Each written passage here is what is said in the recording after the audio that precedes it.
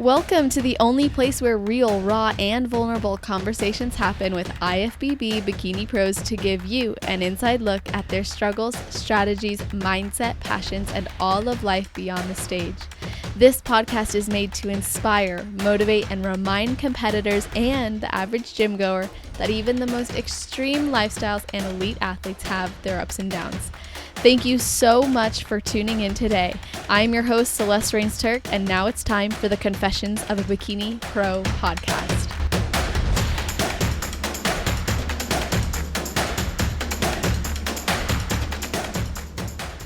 Today, we are speaking with a competition and lifestyle coach with Team Boss Bodies. She earned her pro card after the long pandemic prep of 2020 at NPC Nationals in Orlando. She holds a double master's degree in business and sports administration from the #1 ranked sports business program in the world, Ohio University.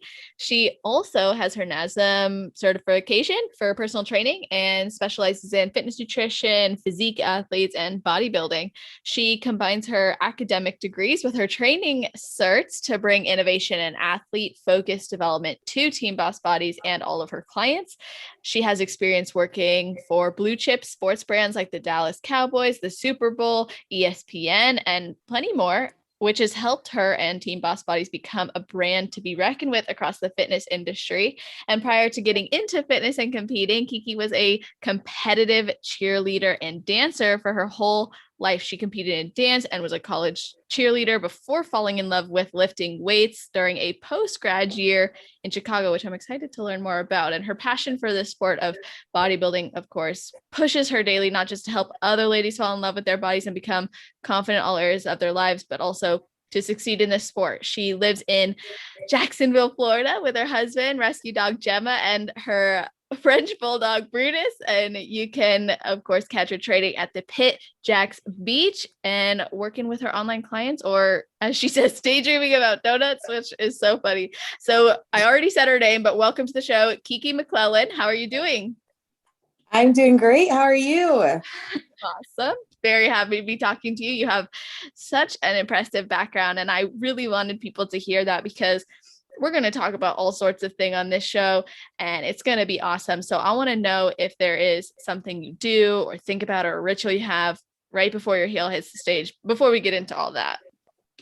Yeah, so I am a very outgoing person, but right when I get on stage or right before I get on stage, I definitely go into like work mode. I am fully engulfed in myself and just, close my eyes, know what work needs to be done on stage in those 30 seconds and just like get my mind ready because it's game time. Yes. Oh, yeah. And of course, before you got into competing, I mentioned that you did competitive cheerleading and dancing, and you danced since you were 3. So how did those experiences influence your path to bodybuilding, or maybe those experiences you bring to the stage? Yeah. So my dad was a college basketball player, and he's 6 foot something, and I am 5'3". So I was never going to be my dad's little basketball girl. So my mom put me and my sister in dance when we were very young, and basically forced that path for us. Yeah.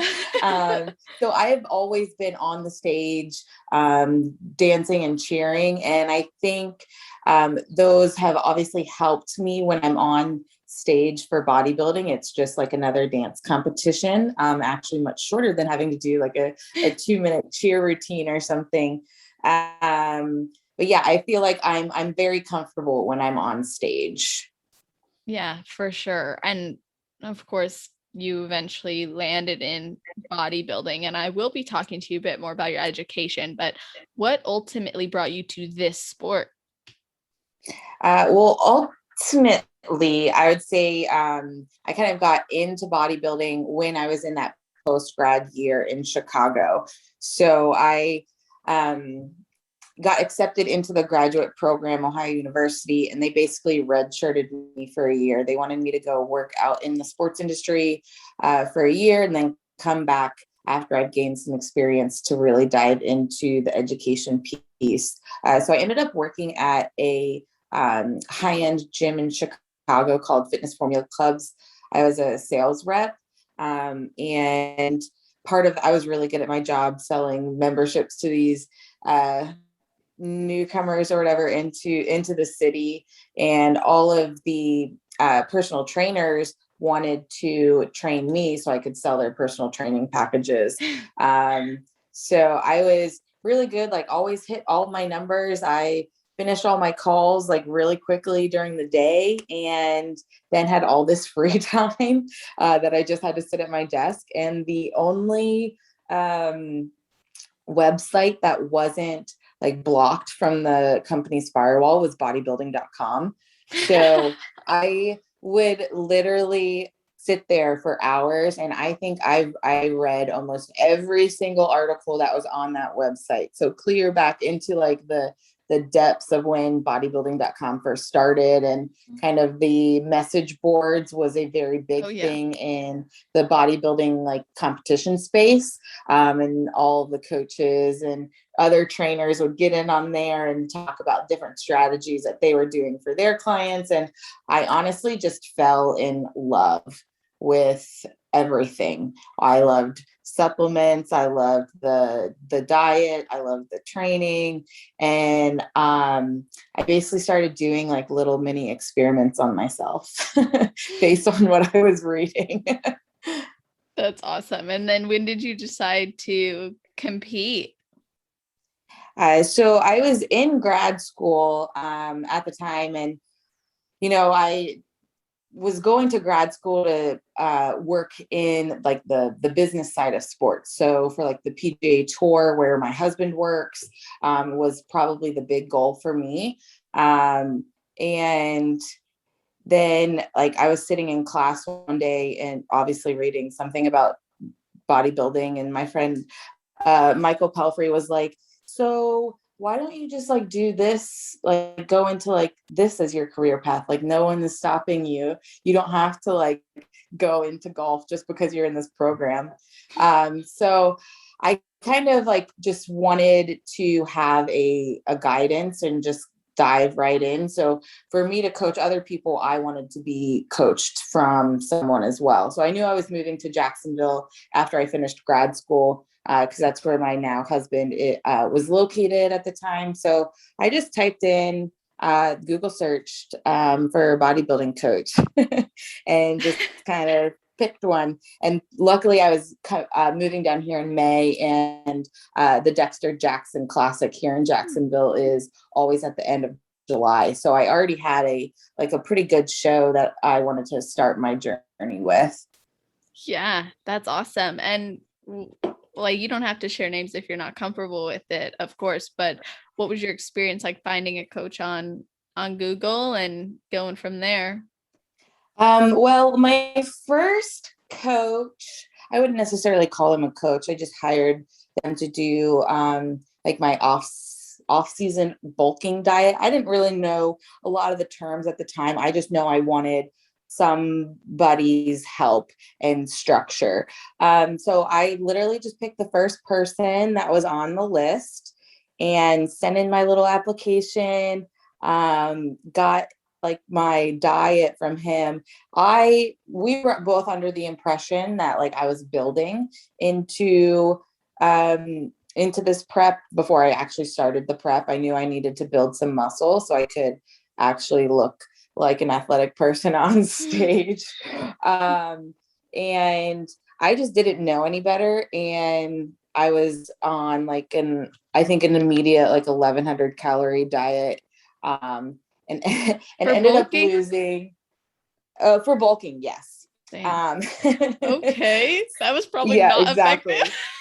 Yeah. So I ended up losing about 20 pounds, I would say, off my frame in the matter of like a month and a half or 2 months, all during my last semester of grad school. So clearly I just I didn't know any better. Yeah, of course. And I was getting ready to, it was like the last couple weeks before I graduated. And I'm like, okay, you know what? Now it's prep time. Like I'm moving to Jacksonville. Like let's go into a full prep. So I told this coach, I don't really want to call him a coach, but I told him, I was like, okay, let's start this prep. And he's like, okay, we still need to add some lean muscle to your frame. So here's this diet.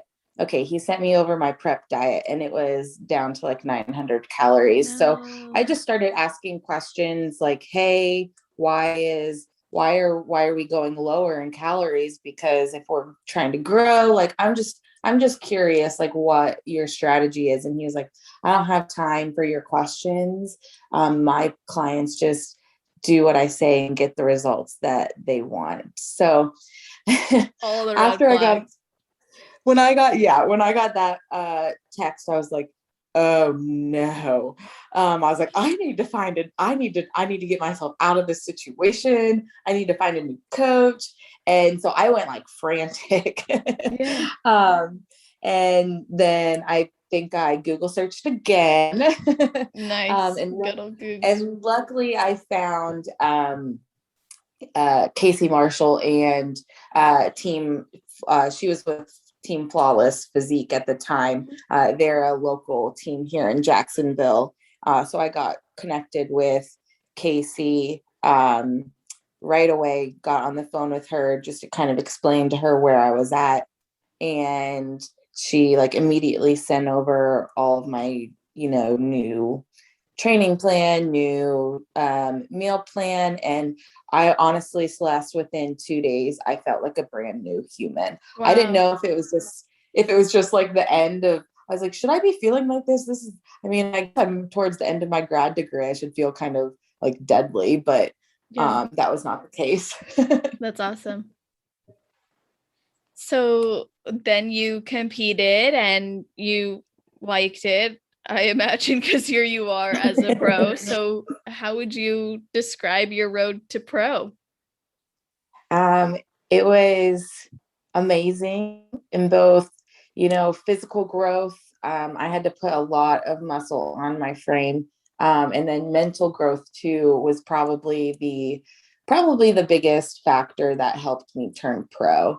I knew I had like the work ethic to kill it in the gym, track my macros to a T, and hit all those markers, go into my bulking phases when I needed to, did some shows to see where we were at and keep going. And my coach and all of my teammates and other girls here on the team were like, they're like, oh yeah, you can go pro. And I never fully like mentally was like, yes, like I can do it. Like I never spoke it out into the universe myself. But last year, 2020, I don't know what happened mentally. I obviously worked on a lot of things internally, and I was like, no, like Kiki, you can go pro. And I think that was just like the biggest factor that pushed me through all of last year. What made you think you couldn't? I don't know. I don't think I like ever doubted myself, but I think the bodybuilding space is weird with just Instagram and kind of this like persona of what it's like to be a competitor. And I didn't want to put it out into the universe that I was going to be a pro, because if I didn't, like, well, then what? I didn't want to like speak my goals out and broadcast them to the universe. And then kind of feel like people were disappointed in me or something like that. Yeah. So what was some of the inner work you did aside from affirming to yourself that you can do this and realizing you could? Like what was the inner work that led you to realizing you could, and regardless of the cost of saying it out loud and having it maybe become real, like what got you to that point where you were comfortable with saying, yeah, now's my time to go for it? I don't think there were any specific things that I did. It was more so just seeing the progress that I made from the very beginning, up until last year, like doing some side by side shots of just where I was at in like my bulking seasons. I just, sat down and, if this girl can do it, like I can do it too. Like I definitely have matured in the sense that I, am not going to let, other outside forces kind of dictate my thoughts and feelings. Like I'm in charge of my life. So if I want to turn pro, like I'm going to do it. And I think being kind of isolated last year honestly helped a lot. I was able to just, put my head down and like grind and have no other things stand in my way. Yeah, that's amazing. I love that. Like the mindset that, okay, now is the time, I am worthy and deserving of this. I have control of my life. And you would reflect on your progress. And like you said, you've had a lot of mental and physical growth. What do you think has contributed to your physical growth over the years?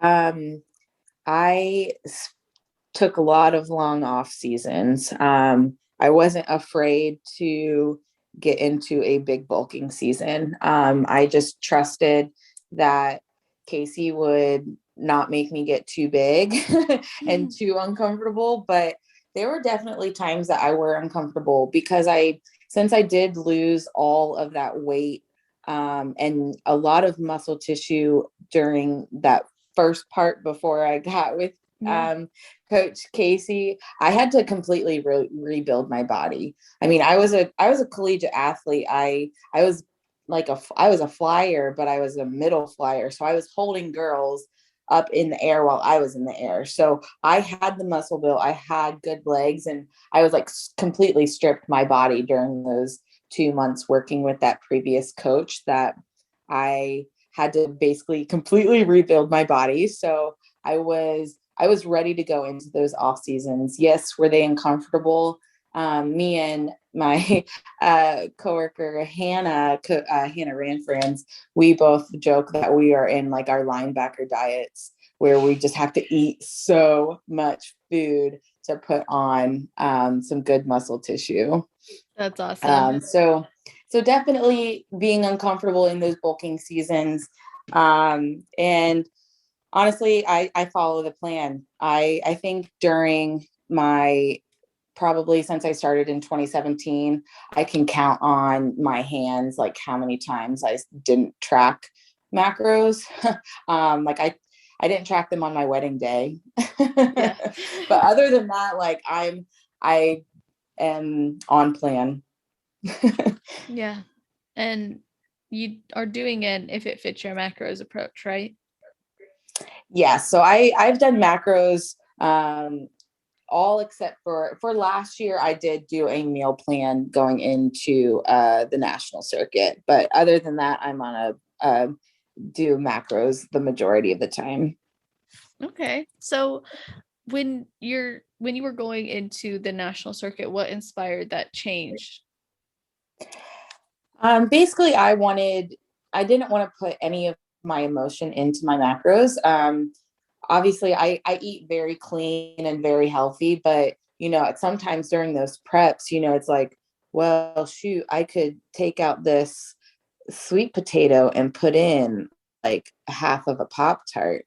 And when you get into those situations, it's like, okay, you want this now, but the sweet potato is going to help you later. So I wanted to like leave no stone unturned going into my hopeful, national circuit like win. I wanted to win knowing I did absolutely everything I could and followed the plan to an exact T. And I didn't want to think about it. I wanted to focus on eating what I needed to and training how I should, practicing posing, everything.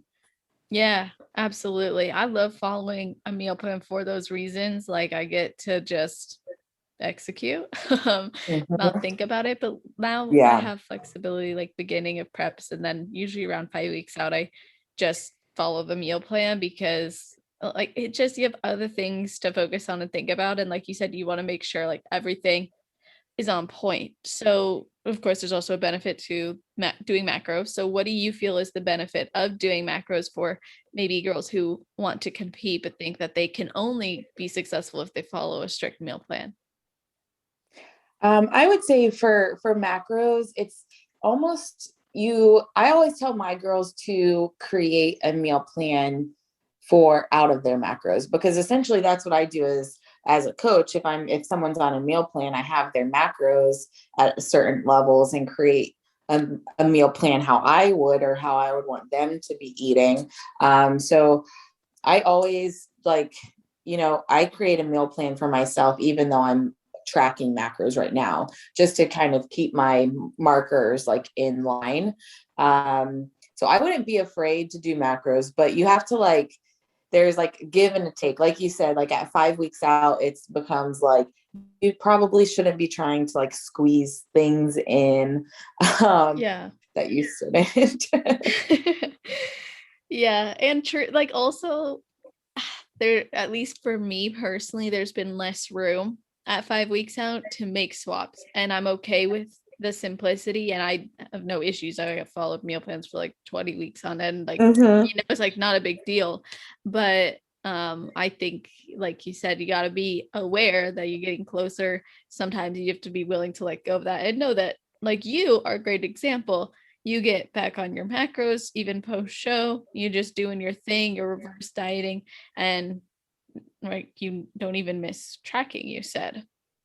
Yeah, no, it's become such like a second hand. Like it's a part of my lifestyle now. And I just do what I'm told and eat what I know works and digests well. And I'm very happy to just do all the plans. Yeah, for sure. And you do work in things that you enjoy, like that maybe others would think that they shouldn't or couldn't. There's a things like cereal or maybe a donut every once in a while. And I want to ask you maybe a controversial question, so I hope you're okay with it. Oh, go for I it. didn't prepare you for this. So there has been, or at least it seems like there's this, like at first it was, oh, meal plans suck, only do macros, and then it was like macros are the best, but now make your macros so that it's perfect in all whole foods, and if you don't have all whole foods, then basically like we're shaming you for not having all whole foods, even though you chose to follow macros so that you could have maybe more of like 80/20, 90/10, or whatever. So what's your take on that kind of that going on right now? Yeah, I mean, I don't like either end of the spectrum. Mhm. Like I obviously don't want people putting their macros with like a whole bunch of unhealthy food all the time. And at the same point, on a meal plan, I don't want you to be so strict that you feel like you can only eat these 5 foods. I like obviously the kind of middle ground of I create a meal plan for myself. Basically, now that I'm in the off season, like a Monday through Friday, like this is my meal plan that I've made from my macros. And I'm very specific with like my pre and post workout. But I always include something, after my leg days, like, heck yes, I'm going to eat like my cereal or something, like or like a Pop-Tart, or we have like a new donut place here in Jacksonville called Shipley's. I think it's like a regional chain, but they have all of their macros listed for the donuts. Wow. So I can track a donut That's on cool. Saturdays. Yeah. That's So I always awesome. I always tell my girls to if you want a donut, and track it, if you want it, but don't obviously I don't want them tracking one every single day, but it's perfectly fine to track a donut into your macros on a Saturday if you're not using that as like part of your refeed or untracked meal. Because I mean, I don't know. It's if you're not so close to a show, I think you'll be fine. Yeah, no, for sure. And I can appreciate that mentality because like I'll work with girls who are so afraid to work certain things in or have certain foods. And honestly too, like I think in certain parts of off season, it's okay to have the donut and not track it, just like Exactly. eat Yeah. it, move on. You're good. You've been doing this long enough where where you're an athlete. And you mentioned something that I want to touch back on, which is after a leg day. And I was like, oh my gosh, I become a bottomless pit sometimes on leg days. It doesn't become a problem, but it's definitely something I noticed my hunger levels up. But why do you do it mostly like, okay, yeah, on leg day? Well, I just know my leg days are pretty intense. I burn the most during those sessions, and I just want to, I need to recover with more fuel and carbohydrates. So I like treating myself, but I have to have like a good workout. Like I want to be like crawling out of the gym on those leg days and be like, yes, I get this donut. It's like the light at the end of the tunnel when you're doing like that last like set of deadlifts or something. You're like, oh, I can see it. That's so funny. Yeah. I mean, I get that. Especially, I guess I get it more so in prep. I think everyone listening probably has related to that in some way when food is really motivating when you're hungry or when you just got through a hard workout. Your body needs it, is asking for it, which is good. It's like, wow, our body's so communicative and we can listen and give her what she needs. So I want to go back to how you said it's not either or, right? It's not all the foods that you want and crave, but it's also not just like these 5 foods. So how do you approach or maybe help your clients even hit their macros while also prioritizing those micronutrients or fiber and mental health for enjoyment and longevity? Yeah, so it's kind of like on a case to case basis on where they're at with their own fitness journeys, in the sense of how comfortable they are with their meals. Or you've worked with so many women before, like some girls need to say yes to the donut, some girls need to say no to the donut. But I always set them up with if they're tracking macros, I will always give them an example meal plan that's how I would approach their training or their macros, in terms of how to distribute like carbs around their training sessions, because I want the majority of that to be in their peri-workout meals. So I would always tell them, pick 3 or 4 of your meals and have those be your bulk meals that stay pretty consistent throughout the week. And then, after dinner, your like nighttime protein treat. If you want like a little bowl of cereal or cereal on top of your Greek yogurt, like add that in. And then even the girls on my meal plans, if they're craving like, it's like, oh, I crave chocolate all the time. Well, girl, you're getting a Ghirardelli chocolate square on your meal plan like every single day. That's awesome. Because it's like almost, if you allow them to have it every single day and they consistently have it, it's almost like, oh wait, I don't need that.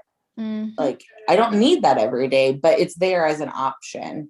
And it's kind of, I don't want anyone to fear food or to fear anything like that. So if we can keep that chocolate square in there and you're good. Or I've gotten to the point with some of my girls where I've had it on their plans and they're like, you know what, like I don't really need that anymore. Like I really just would rather have like a little bit more peanut butter, or some more cashews or something.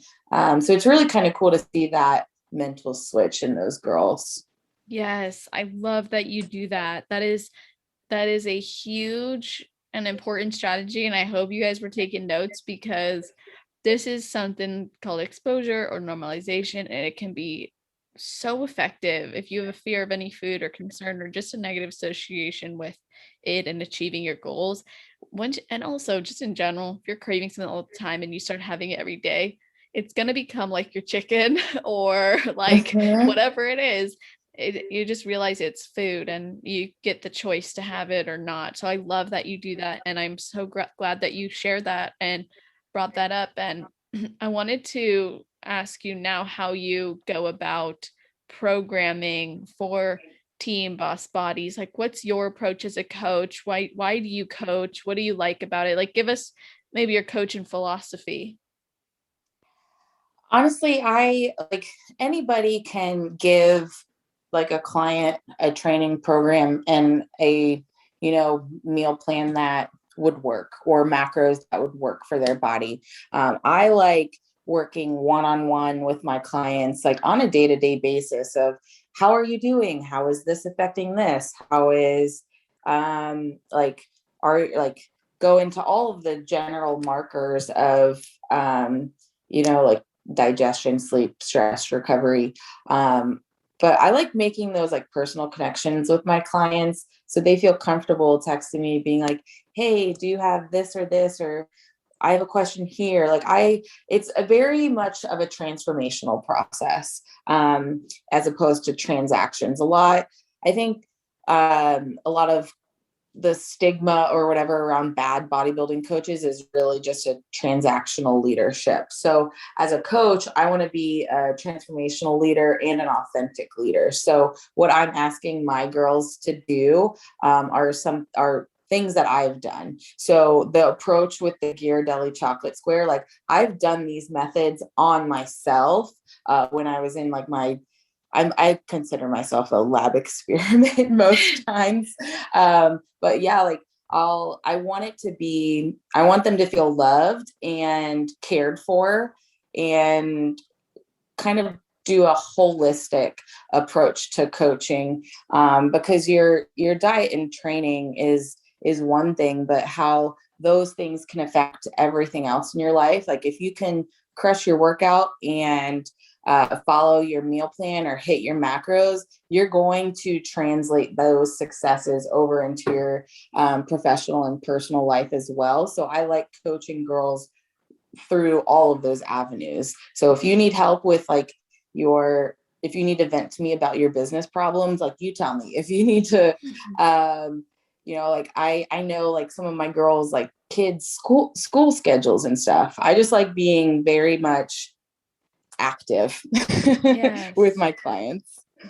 I think that's a beautiful thing. I love how you used the term transformational over transactional. I think that's a really good way of painting what you just described. And I wanted to know if there are things that you learned from school or maybe some of those places that you worked before going into the master's program, that you now apply to Team Boss Bodies to uphold that type of commitment.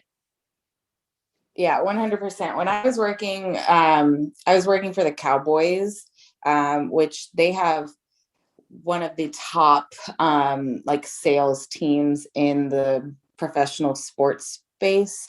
So just being in that environment of what the Cowboys stand for, and like that grit, grind, dedication, being able to like see that come to fruition on the sales floor, as well as onto like, the football field as well.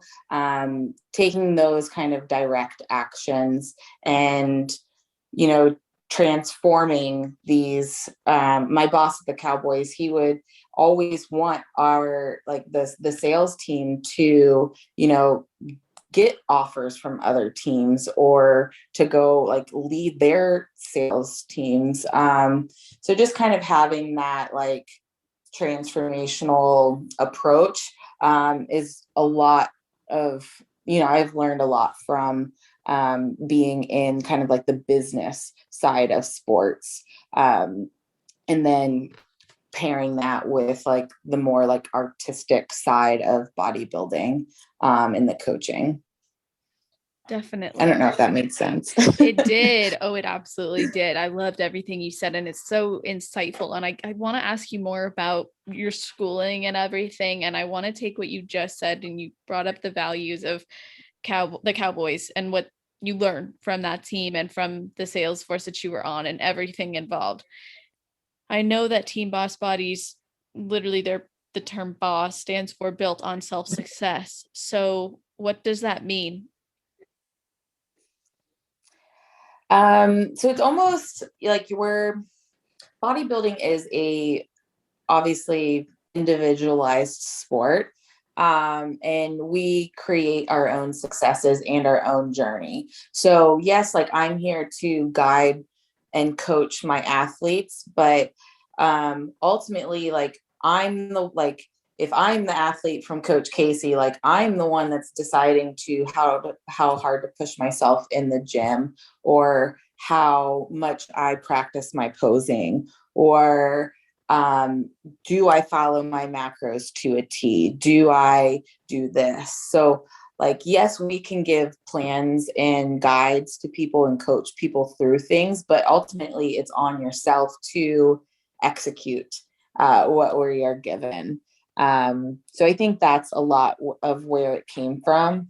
And Casey just has built Boss Bodies from the ground up. So it's like her success, she was the self-success to create boss. Yeah. And so I like using boss as like, like we're the boss of our own lives. So we can be a boss, like in the gym, like in our meals, and have those kind of qualities translate to being a boss at work and being a boss mom. Or we have so many amazing athletes, and I love seeing their success on the stage and like in their lives as well.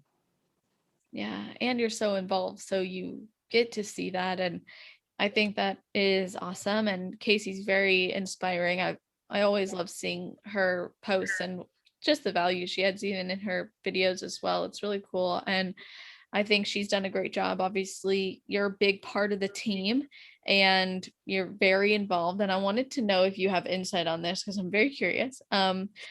You guys have a top 10 national placing guarantee on your website. So what is that? And how would someone like how do you actually like how do you do that? So with the top 10 placing guarantee, it's basically we are holding ourselves and our clients up to a high standard. So basically, if we have a top level competitor come over to our team, and we can get them to place top 5, like it's a coach and athlete like agreement. Like, yes, we are going, top 10. So it's basically just holding the coaches and the athletes up to a higher standard. Nice. Yeah. What's the like what would you say, and this doesn't have to be Team Boss by specific, but what would you say is a requirement or something girls should consider before setting a goal like going and being top 10 at a national level? Um, I think girls need to do just bikini athletes in general. I think they see so much of the glitz and glamour of, turning pro and doing so well on the national stage that they almost forget that what those top level athletes did to get there. And I see this all the time. Girls are like, I'm going to go pro. Like, we're going to do this. I'm like, whoa, whoa, whoa. We haven't done one show yet, girlfriend. Like, we need to like step back, sit down, relax, see where we're at. Do some comparisons with what the top level athletes are looking like and what they're at right now. Really just putting like the frame around like where you're at and where you need to go. Because getting top 10 anymore on the national stages, it's hard. Like, you have to be like fully engulfed in the sport and just bring this amazing package that it's I don't know. It's like girls need to be a little bit more realistic about where they are at. on this journey. They can't expect to go pro like overnight or top 10 overnight. So just appreciating where they're at in their journey and knowing that there's work to be done to get into that top 10. Yeah, absolutely. I think back to when I first started competing, and I just did it to see if I liked it. And I liked the process. I didn't like the experience. And then I came back to it and I loved it. I fell in love with it all over again. And I thought, I'm going to go pro one day. And I still think that, but it's a different thought now. Over the years, I've learned to respect that process, and in doing this show too, like so much more respect for the athletes. And I think when you start, it is this allure of a title, an opportunity to compete next to these girls, or have a pro title in something that you do. And looking back, I think it's because I didn't yet have that investment that I do now. And now it's like, and I'm sure you can relate, because no matter the placing you've been given, you've been upbeat, you've been optimistic, you've been committed to the process, you've celebrated the process, and you competed in 6 national shows before turning pro. And at each of those shows, except for 2, you had high placings and you kept going. And so you probably have even more respect for the process because of that. Yeah. And we were talking at one of my pro shows this year. I can't remember what other pros, but we were like, man, I kind of just want to be back on the national circuit. Like, cause that's where that is that's the meat of the industry, is that national circuit. Like it is such an amazing time in those experiences. Like, of course, last year, all of the national shows were like back to back to back. So you didn't really get much of a breath of fresh air in between any of the shows. It was just like, okay, on to the next one. Okay, on to the next one. Where it's almost like it went so quick that when I turned pro, I was like, wait, now what? Like, it's over. Okay. So it's like, then you're just like, now you're a pro and you compete on the pro stage. So it's like, you don't really get that. Like, I don't know. It was such a different feeling being on the pro stage this year than like being in the thick of the national circuit and trying to beat everybody.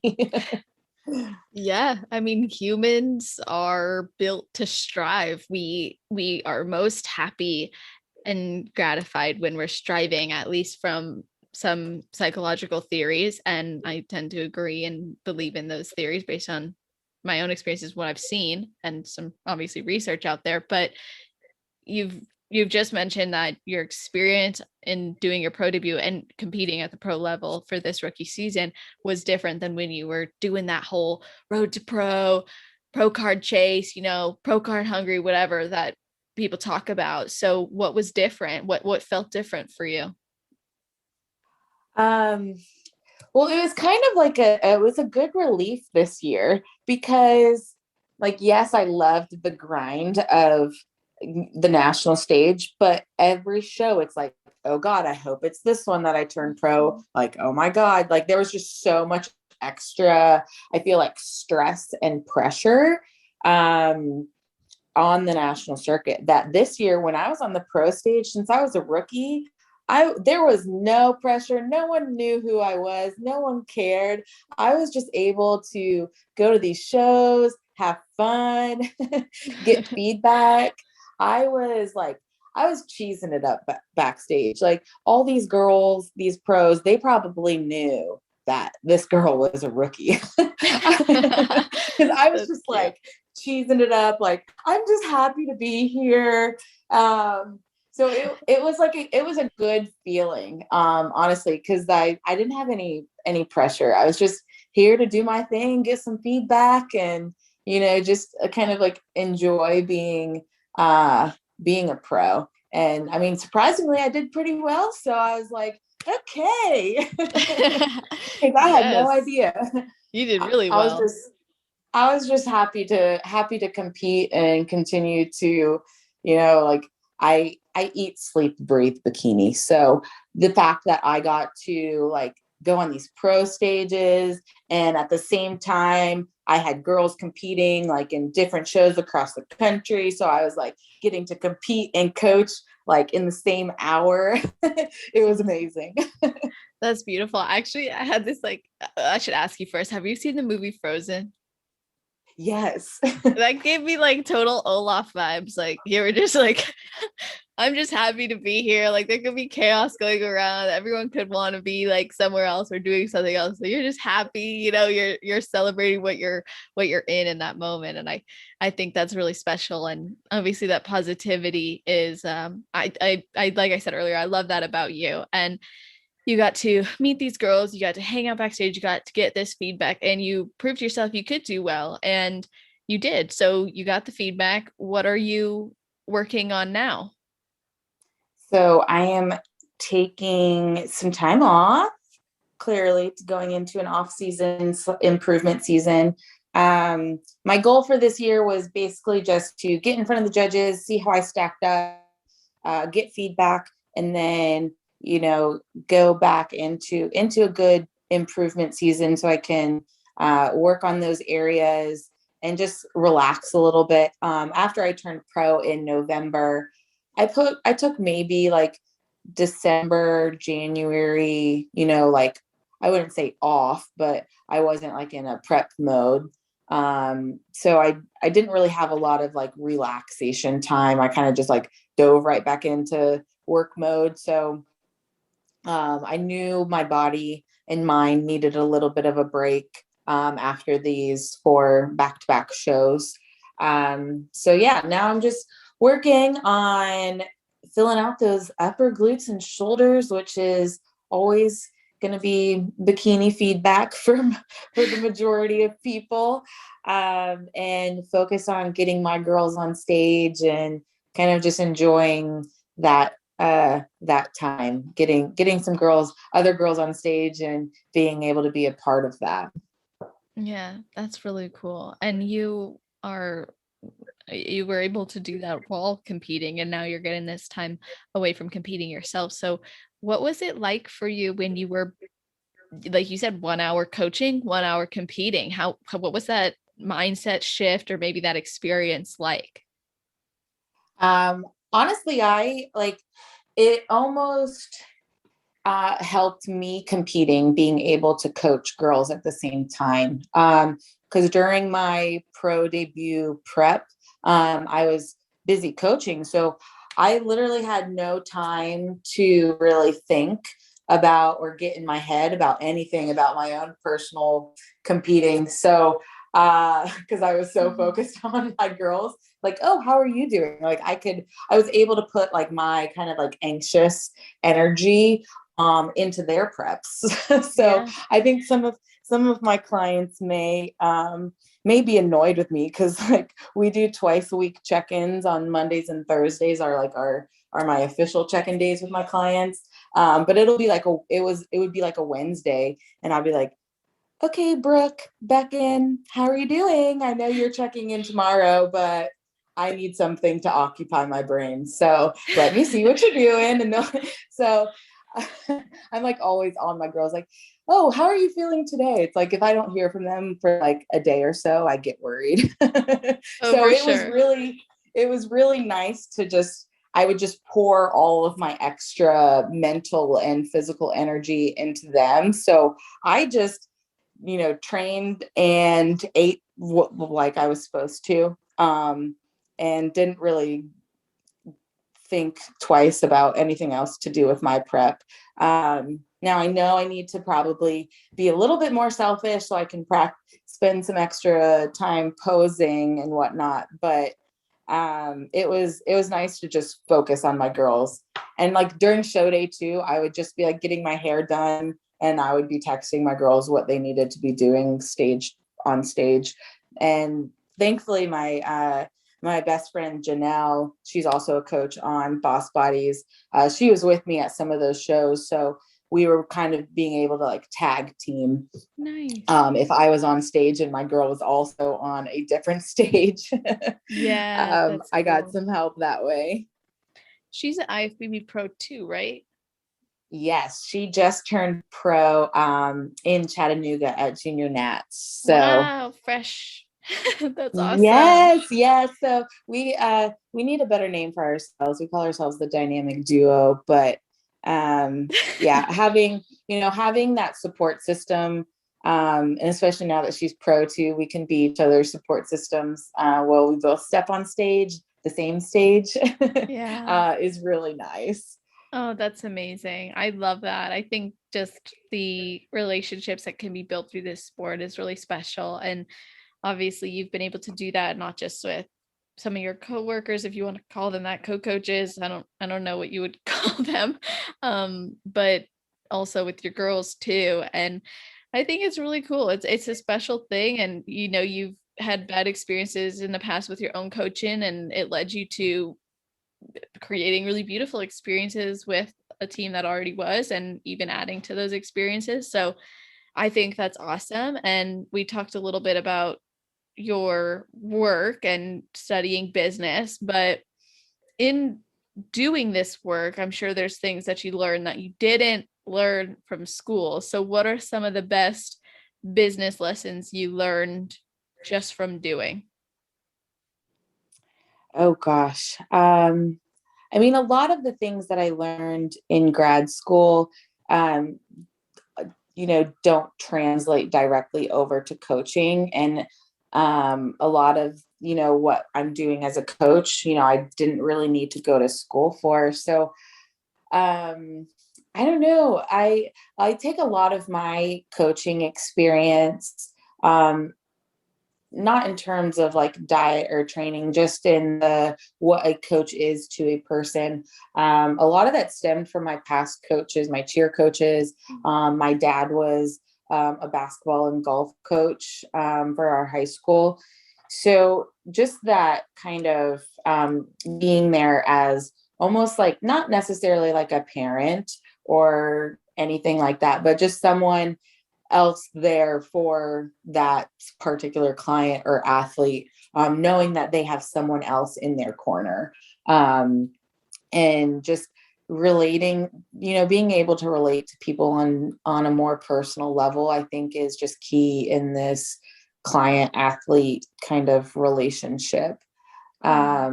And just like knowing that like everybody is going to be different, literally they're with their how they respond mentally and physically, and just working one-on-one with a person, not doing anything cookie cutter. What does this person need at that time? And I think that's probably one of like the biggest things that I have learned throughout this time. It's like, because I did like cookie cutter stuff to myself. I would see a plan online and then I would execute it on myself and see what happened. When and that got me literally nowhere. I learned a lot, but physique wise, I didn't get anywhere because it's not what I needed. So I like learned that way. And that also hindered me in a way as well, but also from like any of those hindrances or things, we grow from that point.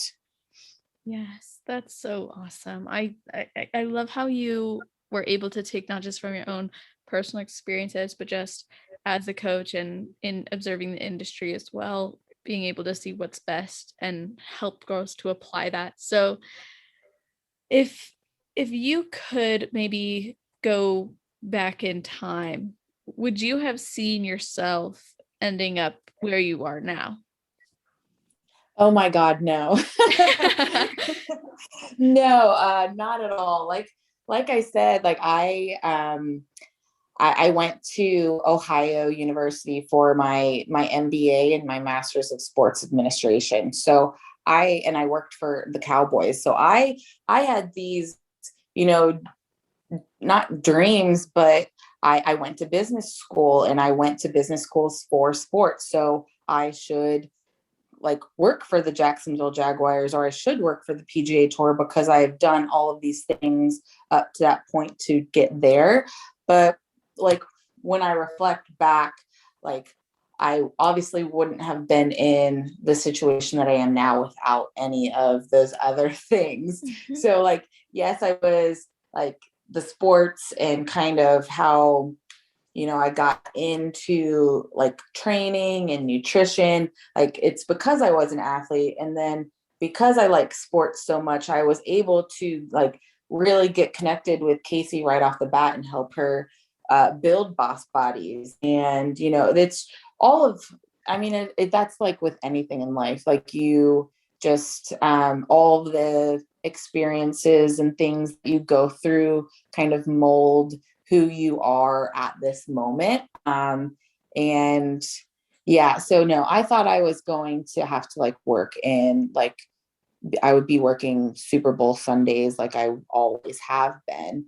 But now I do not have to, and I can wear my like Buff Bunny clothes all the time and not have to wear like a suit. Yeah, it's a different lifestyle, yet you get to exercise your passions to like the utmost, like that one classmate told you, like you can do what you want to do. Yeah, I remember that moment so much. Michael Pelfrey, he was like, "So wait, why aren't you going into like this bodybuilding fitness space?" And I was like, "I don't know." And then like I think after we like got dismissed from that class, I like went home and like wrote out all these business plans, and then every school, every class project that we had to do, I tried to relate it back to fitness as much as possible, because I'm like, you know what, if I can, if I'm not going to work for like a big sports team, like I'm going to at least have some stuff in my wheelhouse and resume that showcase that I do like the fitness space. Yeah, absolutely. I've been doing the same thing with my master's program. Everything I'm relating it back to bodybuilding. Mm-hmm. If I'm able to, if I can choose my own topic and research my own things, that's what I'm doing, because then you can apply it. You see yourself applying it. And it doesn't have to be just like you said, bodybuilding specific, like fitness in general, like showcasing the concerns or the interests that you have and being Mm-hmm. able to learn about it. Yeah, exactly. Well, I think it's just, I mean, you're so impressive. You have a wonderful way of expressing your passions, I think. And I would love if you could share now your best advice for girls who are just getting into the sport, maybe thinking about competing but haven't, and then your girls on their road to pro. So just getting into the sport, I would really sit down and think about your why, because like, why are you doing this in the first place? Do you want to just step on stage to say you stepped on stage?